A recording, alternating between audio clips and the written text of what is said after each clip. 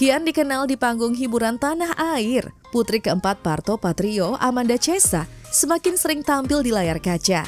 Kini kembali terlibat dalam sebuah program televisi. Gadis cantik kelahiran Desember 2002 itu pun kembali membawa sederet perlengkapan sebelum syuting dimulai. Penasaran kan apa saja yang dibawa Amanda di setiap syutingnya? Pengen spill apa aja sih barang-barang yang biasanya selalu wajib banget aku bawa kalau syuting. Mari kita lihat, kita absen satu-satu.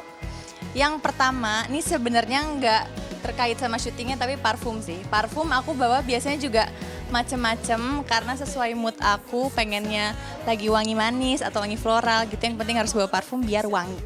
Ya, lalu di sini ini tempatnya jelek lagi.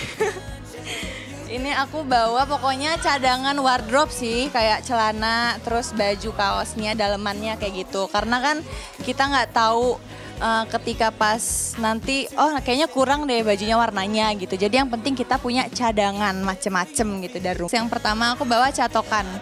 Walaupun kalau di tempat syuting kan pasti ada kakak hairdo-nya. Tapi aku selalu tetap inisiatif aja bawa catokan sendiri. Supaya kalau misalkan kayak kakak hairdo-nya lagi sibuk, aku bisa mengerjakan rambut aku sendiri. Tapi hari ini tadi bukan aku sih yang ngerjain. Tapi bagus kan? Kalau aku kadang-kadang berantakan. Tapi yang penting kan siap ya, siap catokan sendiri. Selanjutnya ini yang sebenarnya paling banyak, padahal dia satu genre, yaitu adalah make up. Make up aku aja, bagnya itu ada 3 biji. Mana satu lagi ya? Adalah ada 3. Pokoknya ini, aduh berantakan guys, jangan dilihat.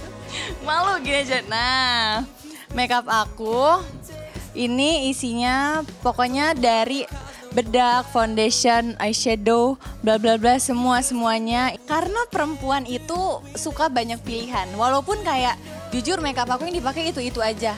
Tapi kayak eyeshadow aku punya ada 5 misalkan, blush ada 2, lipstick banyak banget tapi yang dipakai yang itu aja. Tapi kadang kayak takutnya, aduh pengen mood lagi pengen yang lain deh gitu warnanya. Padahal enggak juga sih. Padahal yang dipakai udah tahu dia lagi. Yang penting mencoba guys. Tak hanya cantik, Amanda Chesa punya bakat di dunia tarik suara.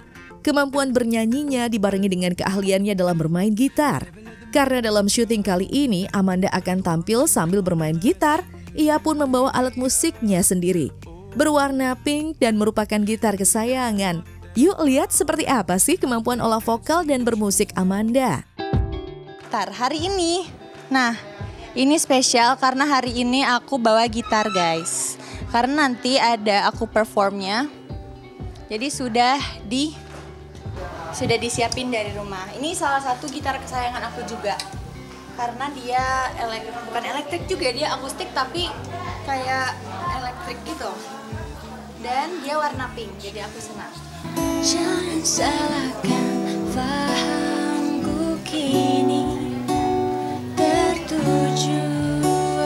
Oh, siapa yang tahu, siapa yang mau? Kau di sana, aku di seberang. Jam terbang kian tinggi dan Amanda pun belajar banyak dari apa yang dirasakan sang ayah selama berada di industri hiburan tanah air. Tepat waktu adalah salah satu pesan yang wajib ia dengar dan lakukan. Meskipun belum sepenuhnya on time berada di lokasi syuting, layaknya sang ayah yang selalu sejam lebih dahulu berada di lokasi. Sebelum syuting dimulai, Amanda akan terus berusaha untuk melakukan yang terbaik. Aku sendiri ya pasti pasti harus ini juga untuk tepat waktu gitu ya, pasti diajarin. Tapi kadang kalau misalkan lagi berangkatnya sendiri-sendiri ya namanya juga perempuan ya. Namanya juga perempuan, mungkin papi datang duluan terus kayak aku datang lebih nyusul gitu. Tapi ya karena papi juga cowok juga kali ya, jadi lebih gampang gitu siap-siapnya. Kalau aku kan nyiapin wardrobe dulu, makeup dulu dari rumah gitu-gitu. Tapi ya ini sih kalau misalkan nggak lagi ribet, aku juga pasti ikut sama papi cepet-cepet gitu datangnya. Muda, cantik dan berbakat, gadis cantik yang sudah terjun di dunia hiburan sejak tahun 2019 itu rupanya masih belum bisa menghilangkan groginya ketika disorot kamera.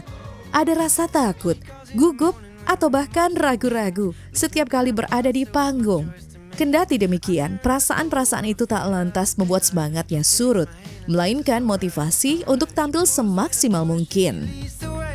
Tergantung mood sih, jujur. Kayak walaupun emang kadang-kadang ada fasenya dimana dari rumah aku kayak ngerasa, aduh lagi introvertnya lagi naik lagi gitu. Jadi itu agak persiapan dulu mentalnya.